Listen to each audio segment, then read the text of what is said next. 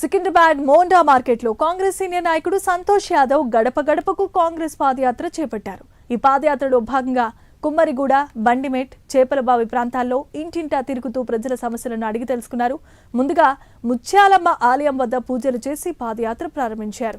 Cantonment MLA Shri Ganesh సహకారంతో డివిజన్లో కోట్లాది రూపాయల అభివృద్ధి పనులు జరుగుతున్నాయని ఆయన తెలియజేశారు.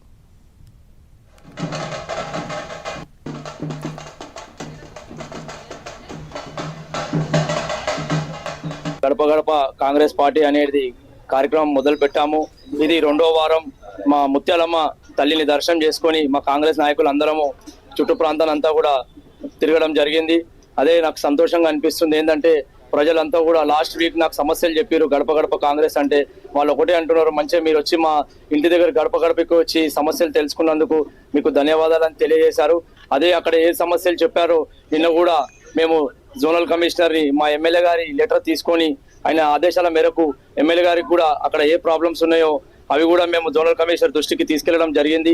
అతి త్వరలో అక్కడ కూడా డొక్కలమ్మ టెంపుల్ శివాజీనగర్ లో కూడా ఆ పనులు పరిష్కరిస్తానని చెప్పేసి ఈ మీడియా ముఖాన్ని తెలియజేస్తున్నాను. అదే విధంగా కుమ్మరిగూడలో కూడా తిరుగుతుంటే చిన్న చిన్న సమస్యలు ఉన్నాయి. Road, drainage.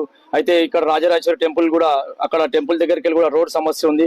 ఆ సమస్య కూడా గతంలో మా ఎమ్మెల్యే గారు 49 lakhs పెట్టి వర్క్ పెట్టారు. అది 1 week లో స్టార్ట్ అవుతుంది రోడ్ వర్క్. అందరు కూడా సంతోషంగా ఉన్నారు. గడప గడప కాంగ్రెస్ పార్టీ అనేది కార్యక్రమం మొదలు పెట్టాము. ఇది రెండో వారం.